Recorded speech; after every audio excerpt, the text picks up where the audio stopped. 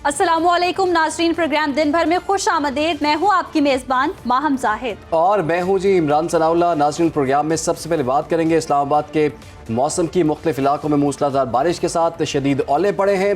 इस्लामाबाद के मुख्तलिफ इलाकों में बारिश और ज़्यादा बारिश से मौसम सुहाना हो गया है। दूसरी तरफ ओले पड़ने से गाड़ियों के शीशे भी टूट गए हैं। इसके अलावा घरों में खिड़कियों के शीशों को भी शदीद नुकसान पहुंचा है। आज दोपहर तक रावलपिंडी और इस्लामाबाद में मौसम काफ़ी गर्म था, ताहम अचानक बादल आए और याला बारिश शुरू हो गई। इस्लामाबाद के इलाके तरनोल में झक्कड़ चलने से दरख्त जड़ों से उखड़ गए, जिसके बाद ट्रैफिक की रवानी भी मुतासिर। और दूसरी तरफ पीडीएम में पंजाब ने रवा माह दर्जा हरारत में इजाफे और बारिशों का अलर्ट भी जारी कर दिया है। इसी हवाले से तफसीलात भी लेंगे। हमारे नुमाइंदे इस्लामाबाद से हमारे साथ मौजूद हैं आमिर सयाल। आमिर, बताइएगा क्या अलर्ट जारी किया गया है? मौसम की सूरत हाल के हवाले से बताइएगा। मौसम खुशगवार तो हो गया, लेकिन उसके बाद जो तबाहकारी है उस हवाले से भी डिटेल्स शेयर करें। देखिए, जिस तरह के अब ये जो हमारा मौसम चल रहा है, इस पे गंदम की कटाई होती है और ये यालाबारी जो है ये गंदम की फसल के लिए खासी नुकसानदेह, और इस मौके पे बारिश जो है वो भी गंदम की फसल के लिए खासी नुकसानदेह है। तो आज जो इस्लामाबाद में यालाबारी हुई है, इससे मुतअद्दिद मकामात पर गाड़ियों के जो है शीशे टूट किए हैं और सोलर पैनल्स जो छतों पे लगे हुए थे उनके टूटने की भी इतलात हैं। और इसके अलावा जो है उसके यालाबारी के बाद खासी शदीद बारिश हुई है और ये मौसम बहुत खुशगवार हो गया है। और इसका सबसे बड़ा फ़ायदा ये होगा कि पानी की काफ़ी किल्लत थी, क्योंकि इस साल मौसम सरमा में बारिशें नहीं हुई। तो इस बारिश से जो है कम अज़ कम जो है लोगों के बोर हैं या ट्यूबवेल हैं उनमें पानी की जो फ्राहमी है वो बढ़ जाएगी और मौसम जो है खासा बेहतर हो गया है। अप्रैल में इतनी गर्मी नहीं होती, इस दफ़ा बहुत ज़्यादा गर्मी थी और आज दिन भर बहुत ज़्यादा गर्मी रही और उसके बाद ये लोगों को रिलीफ मिल गया कि मौसम खुशगवार हो गया। उम्मीद है कि आइंदा चंद दिन जो है मौसम बेहतर रहेगा। जी अच्छा आमिर, जैसे कि आज सुबह तक तो हम देख रहे थे कि इस्लामाबाद रावलपिंडी में काफ़ी शदीद गर्म मौसम था, अचानक से मौसम में खुशगवार तब्दीली आई है। तो ये बताइए, आने वाले दिनों में क्या सूरत हाल होगी? क्या मौसम की शिद्दत कुछ कम होगी या दोबारा से वही जो है गर्मी की शिद्दत में मज़ीद इजाफा हमें देखने को मिलेगा? देखिए, इस्लामाबाद एक ऐसा शहर है जहाँ पे कुछ भी हो सकता है, यहाँ पे किसी चीज़ का एतबार नहीं है। तो यहाँ पे मौसम किसी टाइम भी तब्दील हो सकता है। और जैसा आज हमने देखा कि मौसम दिन भर बहुत गर्म था और अचानक ही एकदम तब्दीली आई और उसके बाद जो है यालाबारी हुई और बारिश हुई और मौसम खुशगवार हो गया। और आइंदा दिनों में भी जो इस्लामाबाद है, अप्रैल में इस्लामाबाद का मौसम ऐसा ही होता है कि शदीद गर्मी पड़ती है और अचानक ही बारिश हो जाती है। ताहम मई के बाद जो है फिर जो है जून के आखिर तक जो है शदीद गर्मी पड़ती है। तो अप्रैल में जो है बारिश भी होती है और यालाबारी भी होती है और इससे मौसम खासा खुशगवार हो गया। जी ठीक है जी, बहुत बहुत शुक्रिया आपका। आमिर सयाल हमारे साथ मौजूद थे। इस्लामाबाद के मौसम के हवाले से हमें आगाह कर रहे थे। वो यही बता रहे थे कि इस्लामाबाद में कुछ भी हो सकता है और हमने देख लिया मौसम में भी कुछ भी हो गया और बड़ी खुशगवार तब्दीली आई है। और लोग तो उनके लिए तो सरप्राइज होगा माहम ये कि शदीद गर्मी पड़ी है और उसके बाद मौसम में ऐसी तब्दीली। आवाम को और हुकूमत को भी चाहिए कि इस हवाले से इकदाम भी करें, क्योंकि अलर्ट भी जारी कर दिया गया है। तबाहकारियों से बचने के लिए जी हिफाजती इकदाम भी करने की ज़रूरत है। आगे बढ़ते हैं जी नाज़रीन, प्रोग्राम में अब बात करते हैं इस्लामाबाद में पहले ओवरसीज़ पाकिस्तानी कन्वेंशन से army chief general Asim Munir के खिताब की बात करें तो पाकिस्तान के सिपहसालार जनरल आसिम मुनीर कहते हैं, दहशत गर्दों की 10 नस्लें भी बलोचिस्तान और पाकिस्तान का कुछ नहीं बिगाड़ सकती। जब तक गयूर अवाम अफवाज पाकिस्तान के साथ खड़े हैं, पाकिस्तान को कोई नुकसान नहीं पहुंचा सकता। इस्लामाबाद में पहले ओवरसीज़ कन्वेंशन से खिताब करते हुए army chief general Asim Munir ने कहा कि मैं आज ओवरसीज़ पाकिस्तानियों के जज्बात देखकर बहुत मुतासिर हुआ हूं और यकीन दिलाता हूं कि आपके लिए हमारे जज्बात इससे भी ज़्यादा मजबूत हैं। आप सिर्फ पाकिस्तान के सफ़ीर ही नहीं हैं, बल्कि पाकिस्तान वो रोशनी है जो पूरे अक़वाम आलम पर पड़ती है। आर्मी चीफ का कहना है कि जो लोग ब्रेन ड्रेन का बयानिया बनाते हैं वो जान लें ये ब्रेन ड्रेन नहीं, ब्रेन गेन है। बैनुल पाकिस्तानी ब्रेन गेन की उम्दा मिसाल हैं। Army chief general Syed Asim Munir ने मजीद क्या कहा, आइए आपको दिखाते हैं। There's a brain drain which is taking place in Pakistan. Oh, come on, is it just the brain drain? Balochistan जो है, जो कि पाकिस्तान की डेस्टिनी है, जो कि पाकिस्तान के माथे का झूमर है, तुम 1500 बंदे कहोगे कि जी हम इसको ले जाएंगे, तुम्हारी अगली 10 नस्लें भी नहीं लेके जा सकती। तो जनाब ये कल कन्वेंशन हुआ था और इसमें बड़ी ज़बरदस्त तकरीर की है army chief general Syed Asim Munir ने, और ख़ास तौर पर बलूचिस्तान का उन्होंने जिक्र किया है। आपने देखा है वहाँ के पिछले कुछ अरसे में बलूचिस्तान में काफ़ी शोरिश देखी जा रही है, इंसर्जेंसी क्रिएट करने की कोशिश की जा रही है, कुछ दहशतगर्दी के हमले भी हुए हैं, ख़ास तौर पर फोर्सेस को भी निशाना बनाया गया है और वहाँ के कुछ हालात बिगड़े हुए थे, तो लोग बहुत अजीब सा प्रोपेगेंडा भी कर रहे थे। तो आर्मी चीफ ने बड़े दो टोक अल्फाज में ये बात कह दी है कि दहशतगर्द जो ये सोच रहे हैं कि हम बलूचिस्तान के हालात ख़राब कर देंगे, उन्होंने ये बाज़ाब्ता तौर पर कह दिया है कि आपकी 10 नस्लें भी जो है वो बलूचिस्तान का कुछ नहीं बिगाड़ सकती। साथ ही साथ उन्होंने जो ब्रेन ड्रेन और ब्रेन गेन की जो बात की गई है उस हवाले से बड़ा अहम नुक्ता जो है वो उन्होंने बताया है कि लोग ये प्रोपोगेट करते थे कि पाकिस्तान में जी इस एक साल के अंदर 20 लाख लोग बाहर चले गए हैं, तो ये ब्रेन ड्रेन जो है वो उसकी मिसाल है। तो आर्मी चीफ ने कहा कि ये ब्रेन ड्रेन नहीं है बल्कि ये तो ब्रेन गेन है, और इस हवाले से बड़े अहम नुकात खास तौर पर उनके खिताब के मौके पर बड़ी गर्मजोशी का इजहार किया गया वहाँ के लोगों की। इसी पर बात कर लेते हैं। हमें ज्वाइन कर लिया है दिफाई तज़्ज़ियाकार major general retired Tariq Rashid साहब ने। जनरल साहब आपके वक्त का बहुत शुक्रिया। जनरल साहब, जो मैसेज आर्मी चीफ ने अपने खिताबात में दिया है आप समझते हैं बड़ा लाउड एंड क्लियर है, ख़ास तौर पर जो ब्रेन ड्रेन के हवाले से और ब्रेन गेन के हवाले से उन्होंने बात की है, और मुल्क में जो सिक्योरिटी सूरत हाल है उस हवाले से जो उन्होंने बातें की हैं। देखिए, उन्होंने बड़ी अहम इम्पोर्टेंट बातें की हैं और बड़ा लाउड एंड क्लियर मैसेज दिया है कि ये पाकिस्तान हमने बड़ी कुर्बानियों को दे के हासिल किया है और ये इस्लाम के नाम पे बना है। पाकिस्तान का मतलब क्या, ला इलाहा इल्लल्लाह, और जो है पाकिस्तान एक बहुत ताकतवर मुल्क बन चुका है, और पाकिस्तान की जो है बागडोर वो बहुत महफूज हाथों में है, और हमारे दुश्मन चाहे वो इंडिया है चाहे वो और कोई बैरूनी अनासिर है, उनको बड़ा क्लियरली बताया है कि ये दहशतगर्दी की जो लहर है इस पे हम इंशाल्लाह, ये चंद मुट्ठी भर लोग हैं, हम जल्द काबू पा लेंगे और पाकिस्तान जो है वो दुनिया में हमेशा कायम और दायम रहेगा, और पाकिस्तान का हर आने वाला दिन पहले से बेहतर होगा। और पाकिस्तानी जो हमारे एक्सपैट्रिएट्स हैं उन्हें बड़ा क्लियरली बताया है कि आपको पाकिस्तानी होने का फख्र होना चाहिए, आप पाकिस्तान की रोशनी है, और इसको रोशनी को आप जो है और रोशन दुनिया में करें, और हम आपके साथ हैं, और पाकिस्तान हर वो काम करे, इकदाम लेगा जो हमारे एक्सपैट्रिएट्स हैं उनको सहूलतें देने के लिए। तो पाकिस्तानी कौम एक गयूर कौम है, वो पाकिस्तानी फौज के साथ खड़ी है और हमारा दिलों का रिश्ता है।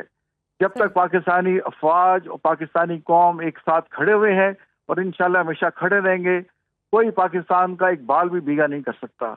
और पाकिस्तान जल्द जो है अक़वाम आलम में, अब बात यह है कि कितनी जल्दी हम तरक्की करते हैं, ये नहीं कि हम तरक्की करेंगे, तो बल्कि हम तरक्की करनी शुरू कर दी है, और जल्द पाकिस्तान अक़वाम आलम में वो मकाम हासिल कर लेगा जिसका ख्वाब कायद आज़म ने देखा था इंशाल्लाह। जी जी। अच्छा तारिक साहब, आप क्या समझते हैं कि बलूचिस्तान का जो जिक्र खास तौर पर किया गया, क्या ये वाज़ेह पैगाम है कि बलूचिस्तान में जारी जो सरगर्मियां हैं और रियासती इदारे जो हैं इससे मुकम्मल तौर पर बाखबर हैं और मुतहरिक भी हैं इस हवाले से? देखिए, बिल्कुल मुतहरिक है, और मैंने खुद as a senior military officer 4 साल लगातार 2007 से 2011 बलूचिस्तान में सर्विस की है, और मैं पूरे अफगानिस्तान ईरान बॉर्डर का ऑपरेशन कमांडर था। हमें पहले भी इदारक था और अभी भी है, क्योंकि बलूचिस्तान पाकिस्तान का 44% है। 44% का मतलब ये है कि आधा पाकिस्तान जो है बलूचिस्तान है, और अल्लाह ने वो उसको मादनियात से भरा हुआ है। दुनिया के किसी भी आप कीमती धात का नाम ले लें, चाहे सोना है या तांबा है या जिप्सम है या ग्रेनाइट है या कोयला है, ऑयल है, गैस है, वो वहाँ भरी हुई है। और दुनिया ये समझती है, जो हमारे दुश्मन है, कि अगर इन्होंने बलूचिस्तान को डेवलप कर लिया तो ये एक बहुत ज़्यादा ताकतवर और तरक्की याफ्ता और खुशहाल मुल्क बन जाएगा। तो पाकिस्तान के दुश्मनों को ये सूट नहीं करता। अब बलूचिस्तान में आप देखें कि वहाँ एक इलेक्टेड गवर्नमेंट है और बलोची उसमें रूल कर रहे हैं, बलोची ही उसके चीफ मिनिस्टर हैं, बलोची ही उसके गवर्नर हैं, बलोची ही उसके MNAs हैं, MPs हैं, लोकल काउंसलर हैं। तो ये कौन लोग हैं जो ढोंग रचा रहे हैं कि बलूचिस्तान के हुकूक दें? भाई कौन से हुकूक दें? और जो गवर्नमेंट की लेटेस्ट रिपोर्ट आई है कि पिछले 20 सालों में जो बलूचिस्तान को पैसा दिया गया, अगर वो डायरेक्ट आवाम के पास जाता तो हर बलूचिस्तान का जो आदमी है उसको 1 करोड़ रुपए मिलना था। तो ये बलूचिस्तान के सरदारों ने, वहाँ के करप्ट माफिया में जिस पॉलिटिशियन भी शामिल है, ठीक। इन्होंने वो पैसा बलूचिस्तान के लोगों को ग्रास रूट लेवल पे नहीं जाने दिया। तो इंशाल्लाह बहुत जल्द बलूचिस्तान में भी अमन बहाल हो जाएगा। बहुत जल्दी बलूचिस्तान में अमन भी बहाल होगा। बहुत शुक्रिया आपका जनरल साहब, आपने दिया और निहायत अहम नुकात पर जनरल साहब ने भी बात की है। और आर्मी चीफ का जो ये खिताब था बड़ा शानदार था और ख़ास तौर पर दो कौमी नज़रिया पे जो उन्होंने गुफ्तगू की है और ये सब लोगों को ये कहा है कि पाकिस्तान की कहानी आपने अपने बच्चों को ज़रूर बतानी है। आगे बढ़ेंगे जी, एक और अहम मामला है। हुकूमत पर पेट्रोलियम मसनूआत पर लेवी टैक्स आयद करने की हद की पाबंदी ख़त्म हो गई। हुकूमत को पेट्रोलियम लेवी मर्जी से बढ़ाने के इख्तियारात मिल चुके हैं। सदर मुमलिकत आसिफ अली जरदारी के जारी करदा सदारती ऑर्डीनेंस के बाद हुकूमत को लेवी टैक्स अपनी मर्जी से बढ़ाने का इख्तियार मिल गया है। पेट्रोलियम लेवी सदारती ऑर्डीनेंस 1961 से 5th शेड्यूल ख़त्म होने से हुकूमत लेवी की कोई भी कीमत आयद कर सकती है। 5th शेड्यूल के खात्मे से कबल हुकूमत पेट्रोलियम लेवी 70 रुपए फ़ी लीटर तक लेने की पाबंद थी। ताहम अब हुकूमत को पेट्रोलियम लेवी मर्जी से बढ़ाने के इख्तियारात मिल गए हैं। वफाकी हुकूमत ने आलमी तेल की कीमतों में कमी का समर आवाम को देने के बजाय पेट्रोलियम लेवी में इजाफा कर दिया है। इसी पर बात करने के लिए हमारे साथ मौजूद हैं साबिक सेक्रेटरी पेट्रोलियम GA साबरी साहब। बहुत शुक्रिया आपके वक्त का। सर कहिएगा, हुकूमत ने जो पेट्रोल पर लेवी है वो 70 रुपए से बढ़ाकर 78.72 रुपए कर दी है। आपको क्या लगता है ये इजाफा बुलंद तरीन सतह पर पहुंच गया है और इसका बोझ किस पर पड़ेगा? देखिए, बात यह है कि ये सारी पॉलिसी डिफेक्टिव है और जो है पेट्रोलियम लेवी जो है ये पहले से हमेशा से डेवलपमेंट सरचार्ज होता था ताकि कंज्यूमर प्राइस कंट्रोल रहे। इससे हमने जब कीमत बढ़ती है तो उस पर हम ये इसको देखते नहीं है, वो बढ़ा देते हैं, साथ को असर पड़ता है। जब कीमत कम होती है ये लोग कोई मैनेज नहीं करते और ये सारा का सारा प्रॉब्लम यही है कि आप कहीं भी जाए nobody reflects। It's a very bad management policy के ऊपर सार्फिक पे पड़ रहा है ना। ये जब आपको कम हो रहा है आपको देना चाहिए। मैं तो अक्सर कई जगह कहता हूँ कि आप सारे डिपार्टमेंट बंद कर दें जो टैक्सेशन के, अगर आपने सारा बोझ डालना है तो पेट्रोलियम लेवी पे डाल दें। But it is a big disaster क्योंकि पेट्रोलियम लेवी से दो नुकसान होते हैं। डीजल जो है हमारा एग्रेरियन कंट्री है, हमने कभी भी पहले डीजल के ऊपर टैक्सेशन नहीं होती थी, वो नहीं होनी चाहिए। इससे ट्रांसपोर्ट महंगा होता है, हर चीज महंगी होती है, पब्लिक ट्रांसपोर्ट महंगी होती है, एग्रीकल्चर महंगी होती है, समझे ना। अब आ जाते हैं पेट्रोल पे, तो पेट्रोल के ऊपर जो है ये चीजें इस तरह से नहीं, हर चीज we should not be passing it on. It is total mismanagement for the last many year. और ये जो है ना, ये जो आपका सबसे बड़ी प्रॉब्लम एक और है कि आप रिफाइनरीज के इम्पोर्ट्स वगैरह आप चेक, रिफाइनरीज हमने बंद कर रहे हैं यहाँ पे, भाई रिफाइनरीज बंद कर रहे हैं। एक और बात क्या है कि we are depending on import. We have been, I have been saying so since last 40 years, we are being made dumping ground of imports. आज एक का जो वाकई अपना इंटरेस्ट होता है कि इम्पोर्ट करे जाओ। At the cost, what is it at the cost? It is at the cost of your local domestic production, दो domestic values. Like जैसे आजकल हर आदमी कह रहा है कि we are rich and business ये वो. This has been my statement for the last 40 years. I have a record. I'm not trying to make a political statement. I have always said Balochistan and North are full of energy. I'm not talking about minerals, I'm not talking about oil and gas. अब आप देख लीजिए oil and gas निकल रहा है, लेकिन हमारे पास जो नुकसान हो रहा है, जो हम इसको डंपिंग एनर्जी इम्पोर्ट कर रहे हैं कंपनी जो एक्सप्लोरेशन कंपनी जो है दे आर नॉट इंटरेस्टेड। उनको जब अगर मार्केटिंग ही होगी तो भाई तो what they be investing money over here. अब उनको भगा रहे हैं और ये एक्सप्लोरेशन जो है ये साल 2 साल 3 साल के बाद नहीं होती। It's a policy of 5 to 20 years. People who come here only if they see reduce it, they don't come here for the love of our region. ठीक है, हमारी चीजें जो गलत पॉलिसी हो रही है आपके लिए, ये पहले डीरेगुलेशन हुई, चले डीरेगुलेशन होके कंसिस्टेंसी रहती, पहले 3 महीने के बाद तो हुकूमत को इस हवाले से इकदाम करने चाहिए। GA साबरी साहब हमारे साथ, बहुत शुक्रिया आपके वक्त का। और हम देखते हैं कि आलमी मंडी में अगर हम देखते हैं कि कीमतें कम हो रही हैं तो आवाम को उसके उस तरह से समरात नहीं मिलते। पाकिस्तान में कीमतें जो हैं इजाफा ही होता है और हुकूमत की जानिब से, लेकिन आलमी मंडी में जब कीमतें बढ़ती हैं तो कीमतें ज़रूर बढ़ी जाती हैं पाकिस्तान में पेट्रोलियम मसनूआत की। लेकिन जब कीमतें कम होती हैं तो हम देख रहे हैं लेवी को बढ़ा के उसको इक्वल कर दिया जाता है, जो कि अवाम के साथ एक लिहाज से एक जुल्म भी है। अवाम जो कि इतने दिनों से वेट कर रही थी कि 15 दिनों के बाद जो है वो कीमतों में कमी होगी, खबरें भी चल रही होती हैं, इस उम्मीद पे थे। कुछ लोग पेट्रोल भी डलवाते और वो कहते हैं कि जैसे कीमतें तब्दील होंगी, लेकिन हुकूमत ने इनको एक और ही सरप्राइज दिया और उस पर कोई रद्द बदल खास नहीं किया गया। फिलहाल यहाँ पर हमें छोटी सी ब्रेक लेंगे, हमारे साथ रहिए। वेलकम बैक नाज़रीन। प्रोग्राम का सिलसिला आगे बढ़ाएंगे। आपको बताएंगे पंजाब में पहली माहौलियाती तहफ़्फ़ुज़ फ़ोर्स की बुनियाद रख दी गई है। वज़ीर आला पंजाब मरियम नवाज़ ने एनवायरनमेंट प्रोटेक्शन फ़ोर्स की पहली पासिंग आउट परेड में शिरकत की और एनवायरनमेंट प्रोटेक्शन अथॉरिटी के झंडे की परचम कुशाई की। वज़ीर आला पंजाब ने एनवायरनमेंटल अप्रूवल मैनेजमेंट सिस्टम और गाड़ियों के लिए एमिशन टेस्टिंग सिस्टम भी ETS स्टिकर लगाकर लॉन्च किया है। बात कर लेते हैं, हमें ज्वाइन कर लिया है पार्लिमानी सेक्रेटरी महकमे तहफ़्फ़ुज़ जंगलात मोहतरमा कमल लियाकत साहिबा ने। कमल साहिबा, आपके वक्त का बहुत शुक्रिया। ये बताइएगा, माहौलियाती तहफ़्फ़ुज़ फ़ोर्स जो बना दी गई है, ये काम किस तरह से करेगी और इसका टारगेट क्या होगा?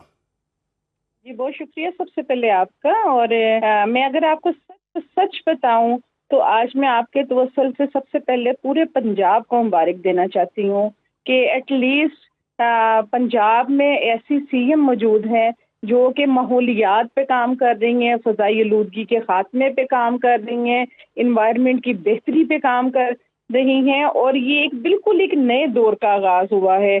आज तक कभी पंजाब की हिस्ट्री में इन्वायरमेंट पे इतना काम नहीं हुआ था। और आज आपने देखा कि जिस तरह नई फोर्स की प्रोटेक्शन फोर्स की आज पहली पासिंग आउट परेड हुई, फिर उसके बाद environmental approval management system launch किया गया। आपने डिफरेंट स्क्वाड को देखा कि जो मॉनिटरिंग का भी काम करेंगे, जो रिसर्च का काम करेंगे, जो एमिशन कंट्रोल सिस्टम पे काम करेंगे, जो AQ आइस को चेक करेंगे, जो डिफरेंट सेक्टर्स के ऊपर वो लोग अपना काम करेंगे और एनवायरनमेंट को बेहतर बनाने की कोशिश करेंगे। डिफरेंट स्क्वाड के साथ इवन के प्लास्टिक एंटी प्लास्टिक कैंपेन को डिस्कस किया गया, डस्ट और डेंगू कंट्रोल को डिस्कस किया गया। ये सब कुछ जो है वो एक बहुत अच्छा दौर का आगाज होना चाह रहा है एनवायरनमेंट के हवाले से। और फिर जितना इसमें कंसर्न जितना विजन जो है वो वज़ीर आला पंजाब का नजर आता है, उसी तरह से हमें सीनियर मिनिस्टर मरियम औरंगजेब साहिबा जो कि मिनिस्टर भी हैं एनवायरनमेंट की, उनकी क्योंकि अपनी स्टडी भी इस पे है, उनकी अपना जैसे कि आपने विजन की बात की है, हम देख रहे हैं कि धुआं छोड़ती गाड़ियां भी हैं जो माहौल को आलूदा बनाती हैं। फिर हम देख रहे हैं कि इनिशिएटिव लिया गया है, ग्रीन बसें भी अब चलना शुरू हो गई हैं। काफ़ी अच्छे इकदाम किए जा रहे हैं हुकूमत की जानिब से माहौलियात और माहौल को, फ़िज़ा को साफ़ करने के लिए।